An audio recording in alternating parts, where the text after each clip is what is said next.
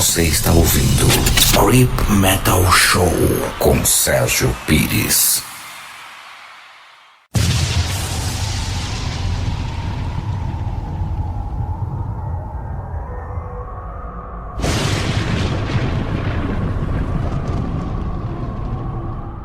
Creep Metal Show apresenta histórias fantásticas.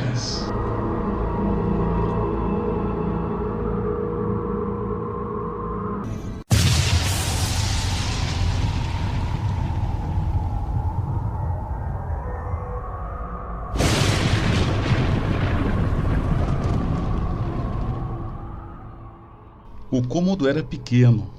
O acesso se dava por meio de uma porta dupla, que continuava em um corredor curto que entrava no espaço maior do quarto. À esquerda do corredor havia um pequeno banheiro e à direita um armário. Na área em que ficavam as camas havia duas poltronas, que não eram nada macias, e duas camas, separadas por no máximo 1 metro. A janela era toda de vidro e ocupava todo o espaço da parede. O quarto ficava no final do corredor, no segundo andar. Fazia alguns minutos que Léo havia acordado e tudo o que ele ouvia era o silêncio.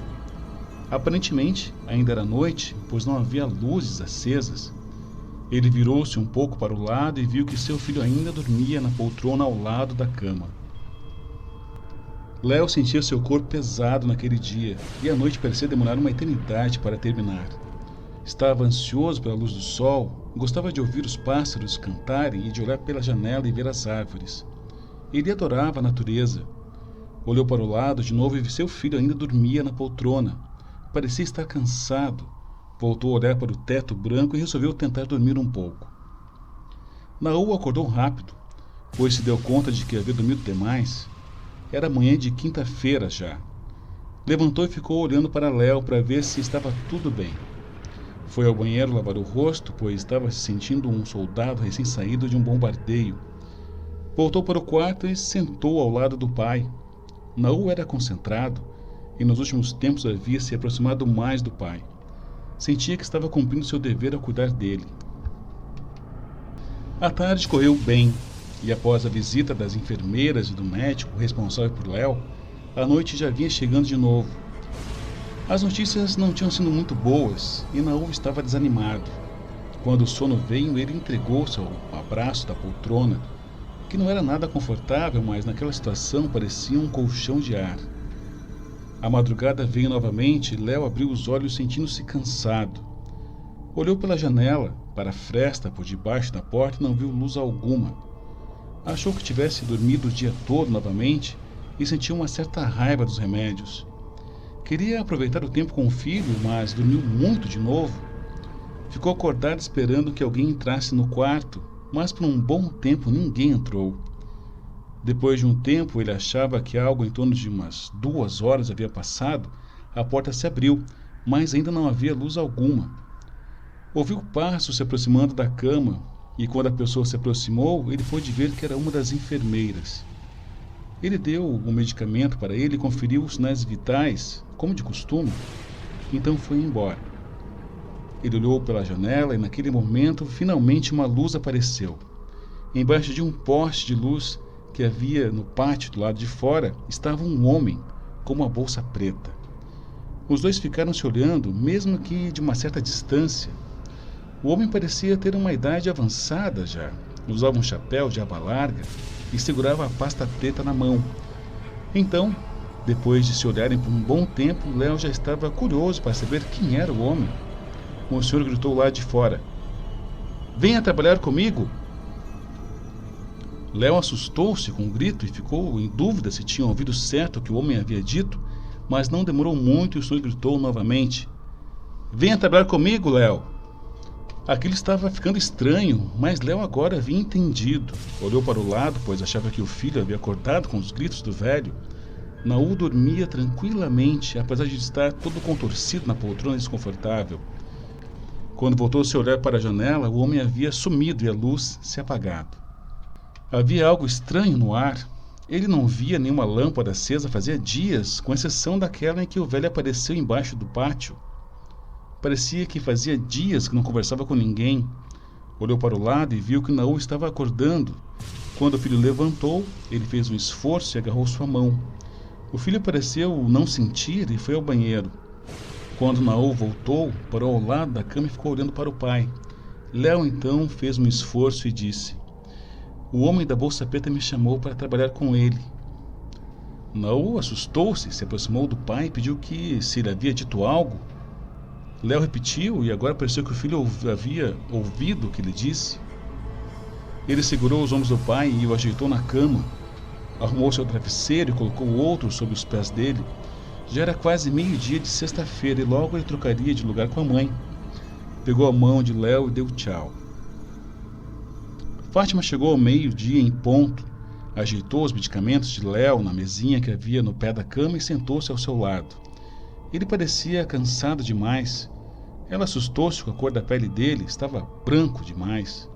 Por volta das 14 horas, Léo acordou e repetiu a mesma frase que havia dito para Naú. "O homem da bolsa preta me chamou para trabalhar com ele de novo." Fátima ficou sem entender nada e olhou para a janela.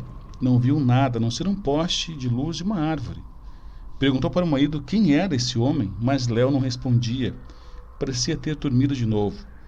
Então, ela chamou as enfermeiras e perguntou se alguma visita havia entrado no quarto antes dela chegar. Nenhuma delas havia visto ninguém entrar, a não ser Naú. Ficou sem entender como alguém poderia ter entrado no quarto sem nenhuma enfermeira ver ou num espaço de tempo tão curto entre a saída de Naú e a chegada dela. Sentou na poltrona e descansou um pouco. Eram 17 horas e Léo havia acordado. Ele sentia-se muito mal, com o corpo pesado, parecia que seus membros não respondiam aos seus comandos. A sua voz não saía. Olhou ao redor e viu que o quarto estava todo escuro, mas todos estavam acordados. Fátima estava ao lado da cama, as duas enfermeiras do andar também, uma trocando o recipiente do soro, a outra preenchendo uma ficha. Tentou se mover, mas não teve sucesso. Olhou para o canto do quarto onde havia a janela e viu, na poltrona que estava antes vazia, o velho homem que havia visto no pátio no outro dia. Estava ali, sentado dentro do quarto. Então as imagens se apagaram, mas ele não dormiu. Não estava em casa, junto com Isa, sua irmã. Estavam se preparando para visitar o pai, quando de repente toca o telefone. Naú atendeu e era sua mãe, desesperada. "Filho, venha para o hospital e traga sua irmã. Não posso falar nada agora, mas venham os dois." "Ok, mãe, mas o que houve? É algo com o pai?" "Não fique fazendo perguntas agora, só venham." Chegando lá, quando estavam entrando no estacionamento, tiveram que desviar o carro e quase bateram. Havia um velho sentado no chão, bem no meio da entrada. Naú parou o carro e desceu para ver se não havia machucado o homem. Quando olhou para trás, não viu ninguém. Voltou para o carro e, ao olhar para frente, viu o homem entrando no hospital. Naú estacionou o carro e os dois foram rápido para o quarto em que estava o seu pai. Agora eram 18h40 da noite. E ao entrar no quarto, viram que o clima não era dos melhores. Chegaram próximo à cama e notaram que o pai estava muito branco. Fátima disse que ele tinha tido 2 paradas respiratórias já durante o dia. Os 3 sentaram próximo à cama, cada um dos filhos segurando a mão de Léo, e Fátima acariciando seus cabelos. Léo estava ao redor, sem entender porque estavam todos ali reunidos. Ele falava, mas parecia que eles não ouviam o que ele dizia. O que estava acontecendo? Por que não respondiam? Então ele olhou para o lado da janela e viu que novamente o velho da bolsa preta estava lá. Só que agora estava de pé ao lado da cama, bem ao lado de Fátima. Quem era aquele velho? Léo estava ansioso. Ninguém respondia suas perguntas e ele não conseguia se mover. Fátima olhou para o relógio. Agora ele marcava 19h10. Os 3 olhavam aflitos para Léo. Naú observou que a bolsa de urina que Léo estava usando estava vazia. Olhou para cima e ele estava branco, mas começava a ofegar. Todos ficaram aflitos demais e seguraram mais firme as mãos dele. Léo abriu os olhos e viu que o velho estava ao seu lado. Ele abaixou o rosto e pediu a ele: "Venha trabalhar comigo." Léo não entendeu, mas disse ao velho que sim. 19h15. Léo pareceu ficar sem ar por uns 2 minutos e então deu seu último suspiro. Após tanto tempo sofrendo com aquela maldita doença de ter ficado tantos dias em coma, ele finalmente partiu. Fátima, Naú e Isa ficaram muito tristes. Estavam todos ali com ele. Nunca imaginaram que acabaria assim. Ficaram com ele até o final. Durante toda a luta contra o seu câncer, eles nunca desistiram. E Léo também não. Ele tinha esperanças, mas precisava descansar. Ele sentia saudades do trabalho e a oferta do velho lhe pareceu boa.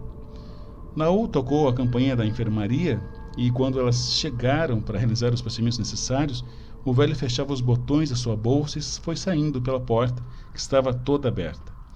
Ele andava com um sorriso no rosto e segurando sua bolsa contra o peito, como se guardasse algo muito precioso ali.